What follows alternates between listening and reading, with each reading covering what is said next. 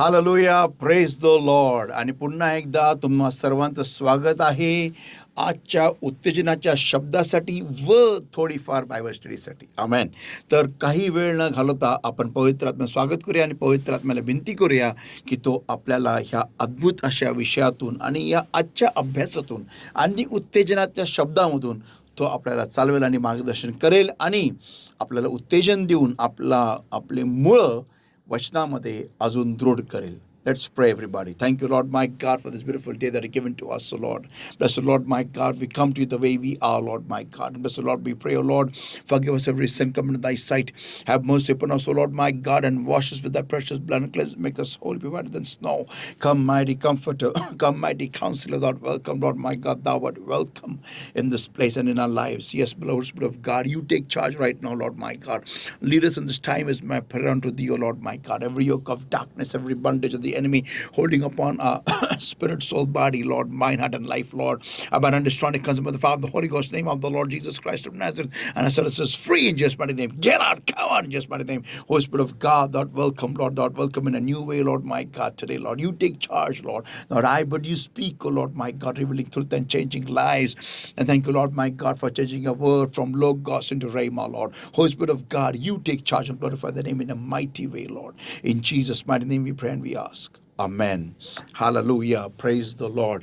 तर संतो पुन्हा एकदा आपला विषय चाललेला आहे आणि तो म्हणजे देवासाठी प्रार्थना म्हणजे काय. ओके, तर आपण मागच्या वेळेस पाहिलं होतं की देवासाठी प्रार्थना म्हणजे पॉईंट नंबर 1 अंतर कमी करणे. ओके, तसंच आपण त्याच्या आधी पाहिलं होतं की देवासाठी प्रार्थना म्हणजे प्रेम करणं, एक होणं, त्याच्या प्रियकराबरोबर एक होणं, त्याच्या प्रेयसीबरोबर एक होणं, हे देवासाठी प्रार्थना म्हणजे हे आहे. तर संतो आज आपण थोडं आणखीन खोलवर जाऊया की देवासाठी प्रार्थना म्हणजे काय. पॉईंट नंबर 1 पाहिला होता मागच्या वेळेस, ते म्हणजे अंतर दूर करणे. ओके, आता पॉईंट नंबर 2 आपण पाहणार आहोत आणि ते म्हणजे invite the holy spirit in your prayers. पवित्र आत्म्याचं स्वागत तुमच्या प्रार्थनेमध्ये करा.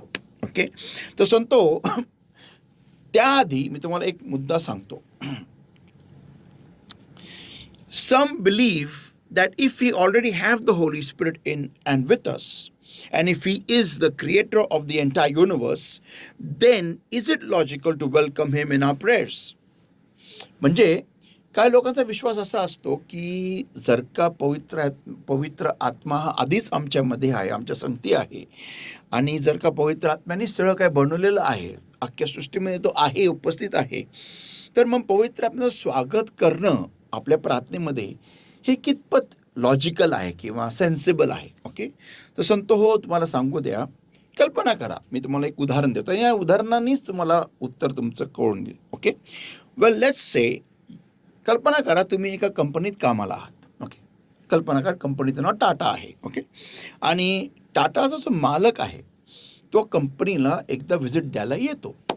तर मला सांगा, तुम्ही टाटाचं स्वागत कंपनीमध्ये कराल की नाही, हे तुमचं उत्तर आहे. ओके, चलो, तर आता समजून आलं तुम्हाला. तर जरीही पवित्र आत्मा हा अख्ख्या सृष्टीचं निर्माण करता आहे आणि अख्ख्या भूतलावरती आहे, पण संतो हो, एक लक्षात ठेवा, पवित्र आत्म्याचं स्वागत तुम्हाला आणि मला आपल्या प्रार्थनेमध्ये नेहमी करायचं आहे. का? कारण तो त्याचा सन्मान आहे आणि तसंच आपण स्वतःला त्याच्या अधीन करत असतो, जेणेकरून तो आपल्याला चालवेल ही त्याला आपण विनंती करतो. आमेन. ओके, चला आपण पुढे जाऊया. नाव, तर पवित्र आत्मा हा आपल्या प्रार्थनेत असणं हे का महत्वाचं आहे. ओके, तर संतो हो, पुष्कळांना हा प्रश्न पडतो की पवित्र आत्मा स्वागत का करायचं आहे, म्हणजे पवित्र आत्मा हा प्रार्थनेत का आला पाहिजे. ओके, तर संतो, सगळ्यात पहिली गोष्ट म्हणजे पवित्र आत्मा हा देव मस्तकातला तिसरा व्यक्ती आहे. आपण जर का पाहतो उत्पत्तीच्या पहिल्या अध्यायामध्ये आणि वचन 1, 2 आणि 3 मध्ये खुद्द पित्याने पण काही कार्य ह्या पृथ्वीवरती नाही केलेलं पवित्र आत्म्याविरहित. पवित्र आत्मा हा स्वर्गाचं सामर्थ्य आहे. ओके, पवित्र आत्मा नाही तर देव काहीही कार्य करत नाही. तुम्ही अख्खं बायबल उघडून नीट वाचा. तुम्हाला कळून येईल की प्रत्येक महान कार्य जिथं जिथं कार्य झालं त्या सर्व ठिकाणी पवित्र आत्मा आधी उपस्थित असायचा. तर थोडक्यात सांगायचं म्हणजे की पवित्र आत्मा जर का नाही तर आपली प्रार्थना सुरू पण झालेली नाही. ओके, आता मी तुम्हाला वचनातून ह्याचा संदर्भ देणार आहे. ओके, सगळ्यात प्रथम जेव्हा तुम्ही आणि मी आपण जेव्हा प्रार्थनेला बसतो, ओके, आपण बसलेलो आहोत. ओके, पॉईंट नंबर 1 लक्षात ठेवा, आपण प्रार्थनेला बसलेलो आहोत, पण आपली प्रार्थना अजून सुरू का झालेली नाही? कारण पवित्र आत्मा आलेला नाही आहे. तर सांगतो हो, पवित्र आत्म्याचं आगमन प्रार्थनेमध्ये येणं हे मला कसं कळून येईल? ज्यावेळेस माझ्या शरीरावरती मला अभिषेक जाणवेल.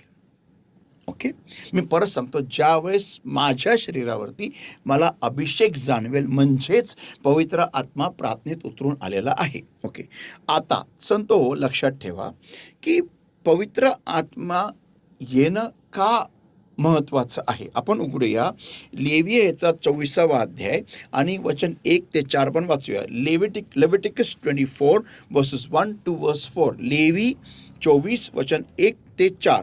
And the Lord spake unto Moses, saying, Command the children of Israel that they bring unto thee pure oil olive, beaten for the light, to cause the lamps to burn continually. Okay, continually म्हणजे काय? वाचा मराठीमध्ये वचन 1 आणि 2. आणि यहोवा मोशेशी बोलला, तो म्हणाला, इस्रायलाच्या संतानास आज्ञा कर की उजेडासाठी दीप लावून निरंतर जळत ठेवायला त्यांनी कुटून काढलेले जैतुनाचे शुद्ध तेल तुझ्याकडे आणावे. निरंतर जळत ठेवायला. निरंतर जेव्हा कधी त्या निवास मंडपामध्ये सेवा सुरू होईल किंवा कार्य आराधना राहील किंवा सेवकाई चालू राहील त्या निवास मंडपामध्ये, तेव्हा तेव्हा तेव्हा तेव्हा तो दीप ऑन असणं, ते दीपस्तंभ ऑन असणं अतिशय महत्त्वाचं आहे. का? कारण जर का त्या निवास मंडपामध्ये जे पवित्र स्थान आहे त्या पवित्र स्थानामध्ये दीप किंवा प्रकाश देणारं ते एकच असं भांडं आहे आणि ती अग्नी ऑन असणं गरजेचं आहे. जर का तो दीपस्तंभ पेटलेला नसेल तर संतो हो, तुम्हाला तिथं काहीही दिसणार नाही. ओके, कारण प्रकाश देणारं वस्तू जी होती ती त्या पवित्र स्थानामध्ये ती फक्त होती ते 7 समया. तर संतो हो, देव काय सांगते मोशेला की जेव्हा कधी तिथं सेवा चालू राहील पवित्र स्थानामध्ये, तेव्हा तेव्हा तो दीपस्तंभ कंटिन्युअसली ऑन पाहिजे. म्हणजे काय? पवित्र आत्मा जर का आहे तरच तुम्ही आराधना करू शकता, तरच तुम्ही वचनाची भाकर तोडू शकता. म्हणजे देवाचं म्हणणं हे आहे की अभिषेकात तुम्हाला आणि मला हे वचन वाचायचं आहे, अभिषेकात तुम्हाला आणि मला प्रार्थना करायची आहे, अभिषेकात तुम्हाला आणि मला आराधना करायची आहे. तर संतो हे लक्षात ठेवा. ओके, आता वचन 3, without the veil of the testimony in the tabernacle of the congregation shall Aaron order it from the evening unto the morning before the Lord continually. It shall be a statute forever in your generations. वाचा. साक्षीच्या कोशाच्या पडद्याबाहेर सभा मंडपात अवरोनाने तो व्यवस्थित लावून संध्याकाळपासून सकाळपर्यंत यहोवासमोर निरंतर ठेवावा. हा तुमचा पिढ्यानपिढ्या सर्व काळचा नियम असावा. आमेन. पिढ्यानपिढ्या सर्व काळचा नियम असावा, संध्याकाळपासून सकाळपर्यंत, म्हणजे कंटिन्युअसली. ओके, तो जळत असावाच. जेव्हा कधी तुम्ही तिथं आराधना करायला जात असाल त्यावेळेस हे होणं गरजेचं आहे. वचन 4, he shall order the lamps upon the pure candlesticks before the Lord continually. त्याने यहोवासमोर शुद्ध सोन्याच्या दीपवृक्षावरील दिवे नेहमी व्यवस्थित लावून ठेवावे. आमेन. तसं तो हो, आपल्या इथं पाहायला मिळतं की जर का ते दिवे पेटलेले आहेत तरच तिथं आराधना होणार. म्हणजे की ज्यावेळेस मी प्रार्थनेला बसतो त्यावेळेस पवित्र आत्मा येणं गरजेचं आहे. आता का गरजेचं आहे? आता याच्या मागचं कारण नीट ऐका संतो हो. हे बघा, ज्यावेळेस तुम्ही पवित्र आत्म्याच्या स्पर्शाविरहित प्रार्थनेला बसताना, त्यावेळेस तुमची प्रार्थना ही कोरडी असते, ही धर्म असते, ही रूढी परंपरा असते, हे नियम असते. त्यावेळेस त्या प्रार्थनेमध्ये रुची येत नाही, इंटरेस्ट येत नाही, आनंद येत नाही, रममानता येत नाही, मनोहरपणा, मनोरमपणा येत नाही. एक एक एक एक एक भरलं जाण्याचं, एक पूर्ण व्हायचा अनुभव आपल्याला मिळत नाही. जेव्हा तुम्हाला पवित्र आत्मा स्पर्श करतो, त्याच वेळेस तुम्हाला ते अनुभव फील व्हायला लागतं तुमच्या अंतःकरणात, तुमच्या शरीरामध्ये, की तुम्ही भरले जातात. तुम्ही एका पातळीतून दुसऱ्या पातळीत चाललेले आहात. तुम्ही आत्म्यामध्ये तुम्ही वाढत आहात, तेव्हाच तुम्हाला हा अनुभव येतो, नाहीतर तुम्हाला हा अनुभव येत नाही. तर संतो हो, पवित्र आत्म्याचा स्पर्श हा फार महत्त्वाचा आहे. ओके, आता लक्षात ठेवा संतो, देव कधी न बदलणारा परमेश्वर आहे. जर का त्यांनी जुन्या करारामध्ये त्या निवास मंडपामध्ये तो 7 समया पेटलेल्या असणं हे अतिशय महत्त्वाचं जर का देवाने सांगितलेलं आहे, तर तसंच आहे तुमच्या आणि माझ्या आजच्या प्रार्थनेमध्ये. खुद्द प्रभू येशू ख्रिस्ताने सुद्धा त्याची सेवा तोपर्यंत सुरू केली नाही जोपर्यंत तो पवित्र आत्म्याने भरला नाही, जोपर्यंत तो पवित्र आत्म्याने अभिषिक्त झाला नाही. तर संतो विचार करा या गोष्टीवरती, की किती देव पवित्र आत्म्याला महत्त्व देतोय. तसंच येशू ख्रिस्त म्हणाला, की तुम्ही पित्याविरुद्ध, स्वर्गाविरुद्ध बोलू शकता, पण तुम्ही पवित्र आत्म्याविरुद्ध बोलू नका, त्या पापाची क्षमा कधीच केली जाणार नाही. तर संतो हा विचार करा तुम्ही, की किती देव पवित्र आत्म्याला महत्त्व देतोय. ओके, आता नीट ऐका. If the holy spirit does not come and touch you in your prayers, that means your prayers has not eight started. जर का पवित्र आत्मा येऊन तुमच्या प्रार्थनेत तुम्हाला स्पर्श करत नाही, तर तुमची प्रार्थना सुरू झालेलीच नाही. Okay, that means if there is no anointing on you, the holy spirit not yet come. म्हणजेच की जर का तुमच्यावरती अभिषेक तुम्हाला जाणवत नाहीये, म्हणजेच पवित्र आत्मा तुमच्या प्रार्थनेत अजून आलेला नाही. आता पवित्र आत्मा मिळवण्यासाठी किंवा प्रार्थनेमध्ये येण्यासाठी तुम्ही आणि मी काय केलं पाहिजे, तर कोणत्या गोष्टीमुळे पवित्र आत्मा आलेला नाही आहे, कोणती अशी गोष्ट आहे की ज्यामुळे पवित्र आत्मा तो तुम्हाला स्पर्श करत नाही आहे, तर ती गोष्ट तुम्हाला काढायची आहे, म्हणजे क्षमा मागायची, म्हणजे पश्चाताप करायचा आहे. तर पॉईंट नंबर 1 जे मी मागच्या आठवड्यात घेतला होता, ते म्हणजे पश्चाताप करणं, देवासमोर तुटणं, स्वतःला रडून रडून देवाला समोर क्षमा मागणं, की देवा मी कुठे चुकले, मला दाखव, म्हणजे क्षमा कर. तर संतो आपल्याला हे कळणं गरजेचं आहे, की आपल्याला आपल्यामध्ये आणि पवित्र आत्म्यामध्ये असलेली जी भिंत आहे ती तोडायची आहे. आमेन. ओके, आता पवित्र आत्म्याचं महत्त्व हे दाविदाला चांगलं ठाऊक होतं. म्हणून पाहता आपण स्तोत्र 51 वचन 11, Psalm 51 verse 11, caste me not away from दाय प्रेझन्स, टेक नॉट दाय होली स्पिरिट फ्रॉम मी. वाचा मराठीमध्ये. तू आपल्या समोरून मला दूर टाकू नको आणि आपला पवित्र आत्मा माझ्यापासून काढून घेऊ नको. आमेन. आपला पवित्र आत्मा माझ्यापासून काढून घेऊ नको, म्हणजेच तुझ्या सानिध्यापासून मला टाकून देऊ नको. पवित्र आत्मा आहे तरच तुम्हाला देवाची उपस्थिती मिळणार. पवित्र आत्मा नाही तर तुम्हाला देवाची उपस्थिती मिळणार नाही. संतो लक्षात ठेवा, मनुष्य तुम्हाला उंच करू शकतो, मनुष्य तुम्हाला एका स्तरापर्यंत घेऊन जाऊ शकतो, मनुष्य तुम्हाला सेवेमध्ये उंच करू शकतो, मनुष्य तुम्हाला अनेक ठिकाणी तुम्हाला उंच करू शकतो, पण त्यामुळे तुम्हाला देवाची उपस्थिती मिळेल ह्याची काही गॅरंटी नाही.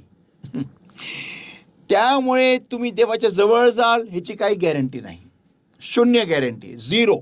ओके, मनुष्याचे तुम्ही फेवरेट झाला तर तुम्हाला सेवा चांगली करता येईल असं अजिबात नाही आहे संत हो. तुम्हाला जर का सेवा करायची असेल, जर का तुम्हाला खरोखर देवाच्या उपस्थितीमध्ये राहायचं असेल, म्हणजे राहायचं असेल नाही, जर का तुम्हाला खरोखर देवासाठी उपयुक्त व्हायचं असेल तर तुम्हाला देवाच्या जवळ जाणं गरजेचं आहे. पवित्र आत्म्याने येऊन तुम्हाला स्पर्श करणं गरजेचं आहे आणि पवित्र आत्मा येऊन तुम्हाला भरणं गरजेचं आहे. संतोष, जरी तुम्ही सेवेमध्ये महान काहीतरी करायला बघत असाल, पण पवित्र आत्मा जर का तुम्हाला येऊन स्पर्श करत नाही आहे, तर मला तुम्हाला सांगू द्या, तुमची सर्वस्व सेवा सगळी व्यर्थ आहे. व्यर्थ आहे. का? कारण पवित्र आत्मा येऊन तुमच्या सेवेवरती स्टॅम्प मारत नाही, स्वर्गाचा स्टॅम्प, की ही सेवा माझ्याद्वारे आहे, हे देव बोलतच नाही. म्हणून संतो, लक्षात ठेवा की कोणती तरी पदवी मिळवणं, सेवेमध्ये काहीतरी होणं, काहीतरी बनणं, हे महत्वाचं नाहीये. पवित्र आत्मा तुम्हाला येऊन स्पर्श करतो का? तुमच्या प्रार्थनेचा सन्मान करतो का? हे तुम्हाला आणि मला कळणं गरजेचं आहे. दाविदाला बघा, तिची पहिली प्रार्थना, पहिली आरोळी ही होती की तुझा आत्मा माझ्यापासून काढून घेऊ नको. तो हे बोलला नाही, माझं सिंहासन माझ्यापासून काढून घेऊ नको. तो हे नाही बोलला, तुझा आत्मा. संतो, आपल्याला हे सत्य कळणं गरजेचं आहे की माझ्या प्रार्थनेमध्ये पवित्र आत्मा येणं का गरजेचं आहे. मला पवित्र आत्म्याने स्पर्श करणं का गरजेचं आहे. मला पवित्र आत्म्याचा लाभ होणं का गरजेचं आहे. मला अभिषेक माझ्या प्रार्थनेत जाणवणं का गरजेचं आहे, हे तुम्हाला आणि मला कळणं गरजेचं आहे. संतोष, का या गोष्टी, या बेसिक गोष्टीचं का, या मूलभूत गोष्टीचं का आपल्याला कळायला नाही, तर मला तुम्हाला सांगू द्या, आपल्या ख्रिस्तामध्ये चालणं सगळं व्यर्थ आहे हो. पवित्र आत्मा तुमच्या आणि माझ्या प्रार्थनेत येणं फार महत्वाचं आहे. बघा, इथं दावीद इथं कोणत्या गोष्टीची तुलना करतो बघा, आपण पाहूया. स्तोत्र 63 वचन 1. स्तोत्र 63 वचन 1. Psalm 63 verse 1. O God, thou art my God. Early will I seek thee. My soul thirsteth for thee. My flesh longeth for thee in a dry and thirsty land where no water is. म्हणजे पवित्र आत्मा नाही तर मला असं जाणवते जसं काही मी एका वृक्षभूमीमध्ये आहे. वाचा मराठीमध्ये. हे देवा, तू माझा देव आहेस. उत्कंठेने मी तुला शोधीन. कोरड्या व बरड अशा निर्जल भूमीत माझा जीव तुझ्यासाठी ताणेला झाला आहे. माझा देह तुझ्याकरता उत्कंठित झाला आहे. कोरड्या व बरड अशा निर्जळ भूमीमध्ये, म्हणजे पवित्र आत्मा नाही त्याच्या प्रार्थनेत येत, तर तो त्या अनुभवाला कोरडी व बरड व निर्जळ अशी भूमी सांगत आहे. वाव. आणि हे फॅक्ट आहे. जेवढे लोक मी पाहतो ना, जेवढ्या लोकांना पवित्र आत्मा स्पर्श करत नाही, अक्षरशः मला सांगू द्या, त्यांना प्रार्थनेमध्ये अनुभव 100% येत आहे. त्यांना आतून पूर्णपणे कोरडं, बरड आणि निर्जळ वाटतं. मला माहिती आहे, मी याचा अनुभव घेतलेला आहे. पवित्र आत्मा ज्यावेळेस माझ्या प्रार्थनेत मला स्पर्श करत नसे, तेवढ्यांदा मला हे अनुभव झालेला आहे. मला हे फील होतं की मी एका कोरड्या शुष्क बरड आणि अशा निर्जळ जागेमध्ये उभा आहे आणि त्या ठिकाणी प्रार्थना अशी करूशी पण वाटत नाही. असं वाटतं कधी संपेल आणि कधी निघू. पण ज्या क्षणाला पवित्र आत्म्याचा एक जरी थेंब आला, ओ असं वाटतं कंटिन्युअसली त्या झऱ्याखाली उभे राहा आणि त्या झऱ्याने स्वतःला भरून घ्या.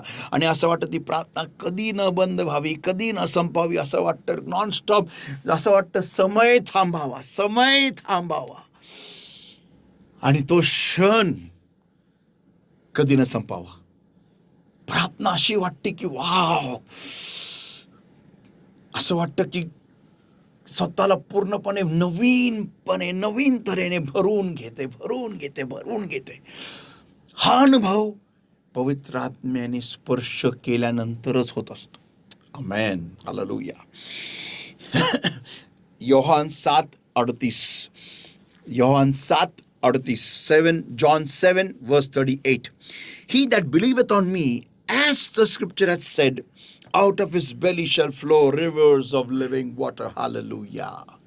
जो माझ्यावर विश्वास ठेवतो त्याच्या आतून शास्त्रलेखाने सांगितल्याप्रमाणे जिवंत पाण्याच्या नद्या वाहतील. हे भाषांतर चुकीचं आहे मराठीमध्ये. याचा अर्थ एकदम वेगळा होतो. तर ह्याचं भाषांतर असं आहे, जो माझ्यावर विश्वास ठेवतो शास्त्रात सांगितल्याप्रमाणे त्याच्या आतून, म्हणजे विश्वास तुम्हाला ठेवायचा आहे शास्त्रात सांगितल्याप्रमाणे. ओके, तर जो माझ्यावर विश्वास ठेवतो शास्त्रात सांगितल्याप्रमाणे कॉमा त्याच्या आतून, म्हणजे अल्पविराम, त्याच्या आतून जिवंत पाण्याच्या नद्या वाहतील. हालेलुया.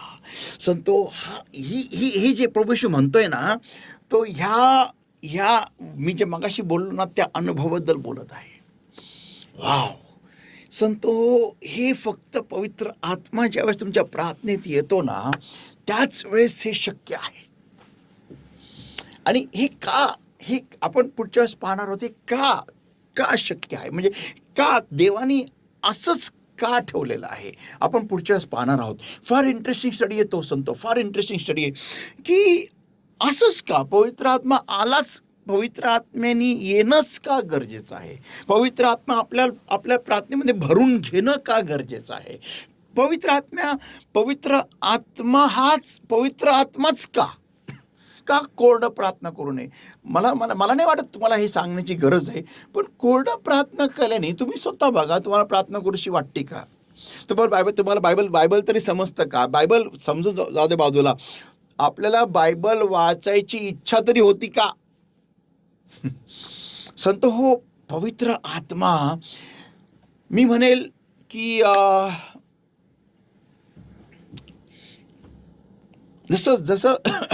जसं बियाणाला, एखाद्या बियाणाला ज्यावेळेस ते एका जमिनीमध्ये पेरलं जातं ना, जसं त्याला पाण्याची गरज आहे ना, तसंच एका विश्वासणाऱ्याला पवित्र आत्म्याची गरज आहे वाढण्यासाठी. आमेन.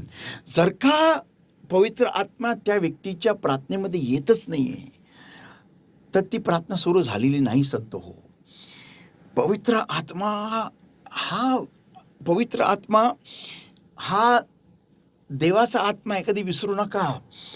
हे फार बहुमूल्य आहे की पृथ्वीवरती तुम्हाला स्वर्गाशी जोडणारा हा पवित्र आत्मा आहे. आणि लवकरच पवित्र आत्मा स्वर्गारोहण होणार आहे, लवकरच या पृथ्वीवरून पवित्र आत्मा काढून घेतला जाणार आहे, लवकरच देवाचा कंट्रोल, म्हणजे ज्याच्याद्वारे सैतान सगळे शांत बसलेले आहेत ना, तो पवित्र आत्मा इथून ह्या भूतलावरून रॅप्चर होणार आहे, स्वर्गारोहण. आणि जेवढे विश्वासणारे पवित्र आत्म्याला जोडलेले असतात रोज, तेच घेतले जाणार आहे. संतो विसरू नका, तेच घेतले जाणार आहेत. पण जे लोक कधीतरी पवित्र आत्म्याला जोडतात किंवा पवित्र आत्मा त्यांच्या प्रार्थनेत येत सुद्धा नाही, ते लोक खाली राहणार. संतो हे गांभीर्याने घ्या, तो लवकरच स्वर्गारोहण होणार आहे आणि पवित्र आत्मा भूतलावरून काढून घेतला जाईल.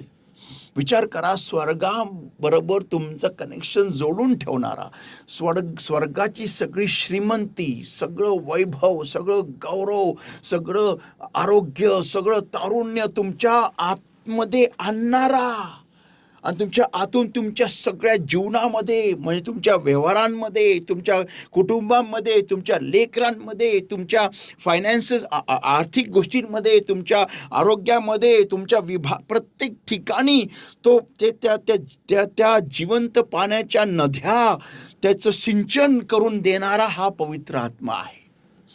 आणि जर का तुमच्या प्रार्थनेमध्ये तो येत नाहीये, तर तुम्हाला ती स्वर्गीय गोष्टी मिळतच नाही. संतो उगाच हात हलवून असं काय फायदा, कशाला, काय गरज नाही. त्यापेक्षा म्हणतो मी 5-5 किलो डंबल घ्या आणि ते तरी मारा ना. असं प्रार्थनेमध्ये कमीत कमी प्रार्थना तुमची जी डुप्लिकेट प्रार्थना झाल्यानंतर कमीत कमी तुम्हाला मसल तरी राहतील. तुम्ही असं तर असं करा, विंग्स तयार होतील, शोल्डर तयार होतील.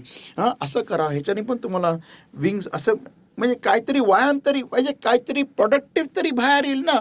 लोक तरी म्हणते बाबा चला हा अभिषेकात नव्हे तर बॉडी बिल्डिंगमध्ये प्रार्थना करतोय, काहीतरी तेवढं तरी होईल. पण उगाच आपला हात हलवून असं काय उपयोग आहे? आणि मी तर म्हणतो ड्रमच्या काट्या घ्या, ड्रम्स, आणि ते तरी शिका असं डन डन डन डन डन डन प्रार्थनेमध्ये, किंवा तुम्ही ड्रम्स तरी शिकाल ना. उगाच आपले हात हलवून कशाला हात हलवताय? नका हलवू. डंबल घ्या आणि हलवा ना. हे फोर आर्म्स तयार होतील, मस्त एक बिल्ड तयार होईल. घरामध्ये काम करायला, बाहेर काम करायला तुम्हाला शक्ती, अंगात ताकद येईल. नका रिकामे हात ठेवून हलू नका प्लीज. एक तर अभिषेकाने भरून पवित्र आत्म्याला जे हलवायचं हलवू द्या. म्हणजे जे पवित्र आत्मा हलवत नाही, शरीर ऑटोमॅटिक हालायला लागतं त्याच्या सामर्थ्याने. पण उगाच रिकामे हात ठेवून नका. मी तुम्हाला खरंच सांगतो, डंबल घ्या, 2 किलोचे घ्या, 3 किलोचे घ्या, 10-15 किलोचे घ्या, 20 किलोचे घ्या आणि हलवा, जर का तुम्हाला खरंच ॲक्टिंग करायची आहे तर. नाहीतर प्लीज उगाच ॲक्टिंग करू नका. कारण ते दिसून येतं, ते बरडपणा दिसून येतो, कोरडेपणा दिसून येतो तुमच्या जीवनातून, तुमच्या जीवनातून, तुमच्या सगळ्या विभागातून तो बरडपणा दिसून येतो.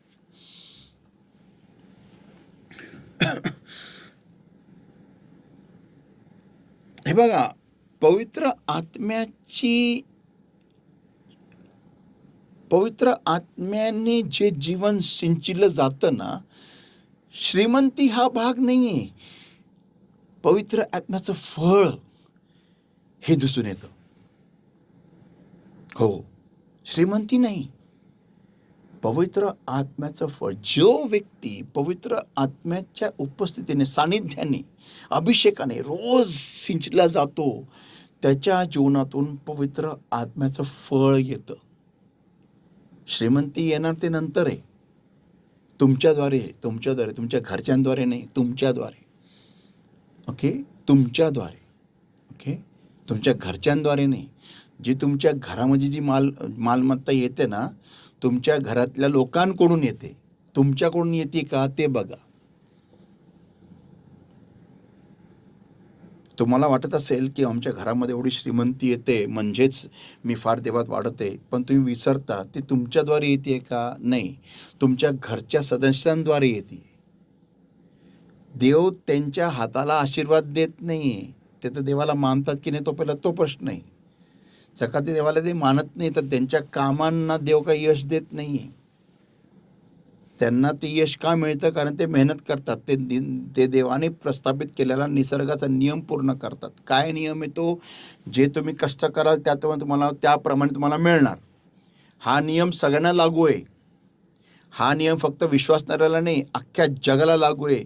जो कोण कष्ट करतो, मग तो बिल गेट्स असू द्या, मग तो टिम कुक असू द्या, का जिम कुक असू द्या, का जेफ बेझोस असू द्या, का कोणी असू द्या, का तुमच्या घरातला विधर्मी जो आहे तो असू द्या, जर का ते कष्ट करतात त्यांना त्यांचं फळ प्राप्ती येणार.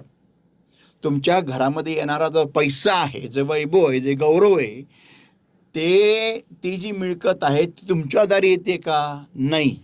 किंवा ते तुम्ही शुद्ध तपासून बघा. पण जर का तुमच्या प्रार्थनेमध्ये पवित्र आत्मा येतच नाही आणि तुम्ही असेच कोरडे उभे असता, तर ते एक फार मोठं चिन्ह आहे की देव तुमच्यावरती नाराज आहे, किंवा तुम्ही देवापासून फार दूर गेलेले आहात. तुमचं अंतःकरण योग्य नाही आहे. तर संतो हो, हे जे सावधगिरी, जे चिन्ह आहेत, ह्याला ओळखा, पश्चाताप करा, तुमचं अंतःकरण साफ करा, देवासमोर एक भग्न आणि तुटलेलं अंतःकरण घेऊन या, जेणेकरून देव सगळ्यात प्रथम तुम्हाला भरायला सुरुवात करेल. देवाचं कार्य ना, कधी पण लक्षात ठेवा, पहिलं आत्म्यात सुरू होतं आणि मग भौतिकमध्ये सुरू होतं. ओके, जर का तुमच्यावरती अभिषेक कमी झालेला आहे, जर का तुमच्यावरती देवाची उपस्थिती कमी झालेली आहे, जर का देव तुम्हाला स्पर्श करत नाही आहे प्रार्थनेमध्ये, तर म्हणजेच नेक्स्ट अटॅक होणार आहे तुमच्या आर्थिक विभागावर, तुमच्या भौतिक विभागावरती, तुमच्या शरीरावरती अटॅक होणार आहे. लक्षात ठेवा.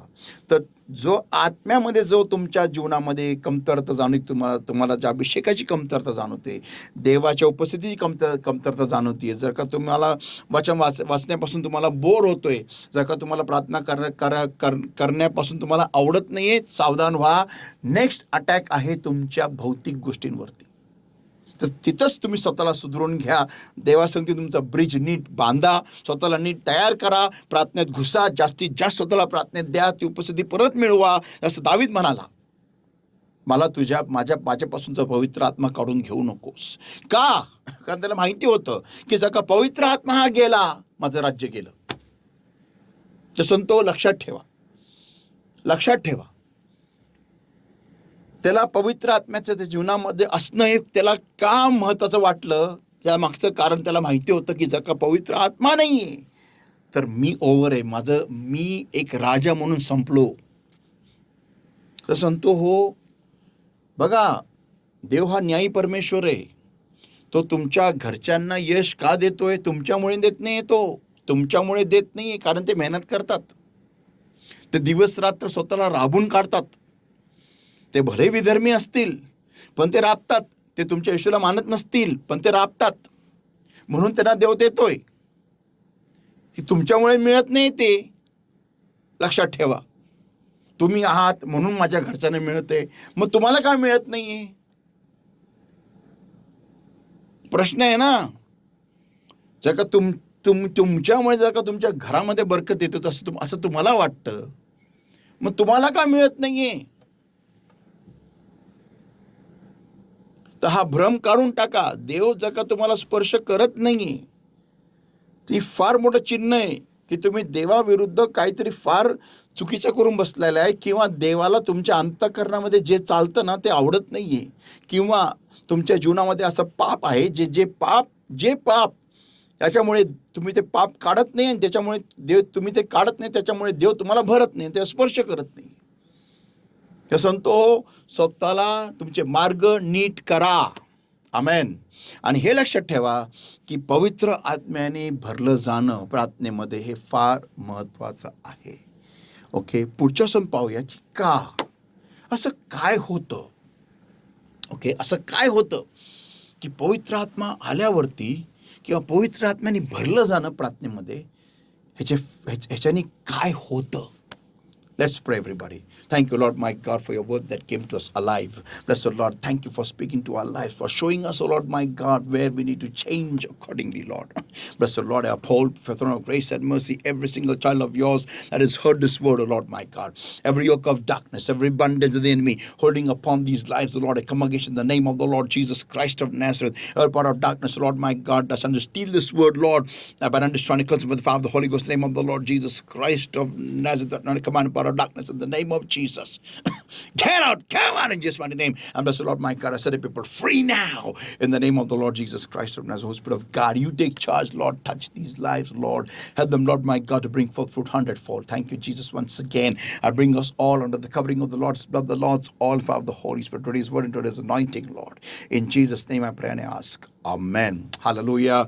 प्रेज लॉर्ड सगळ्यांना. आणि माझा विश्वास आणि खात्री घ्या वाचना जर तुम्हाला तुमची देवाने तुमची भेट घेतलेली आहे तर प्लीज ह्याला लाईक करा, आणि तुमच्या सर्व जवळचे जे ख्रिस्ती बांधव आणि भगिनी आहेत त्या सर्वांना हा मेसेज फॉरवर्ड करा. तसंच आपण पुन्हा भेटूया पुढच्या आठवड्यामध्ये ह्याच्या अजून तिसऱ्या भागामध्ये. प्रेज द लॉर्ड आणि गॉड ब्लेस यू. आणि आत्म्याच्या अंतरात गरुडांप्रमाणे उंच भरारी मारा. लव यू. God bless you.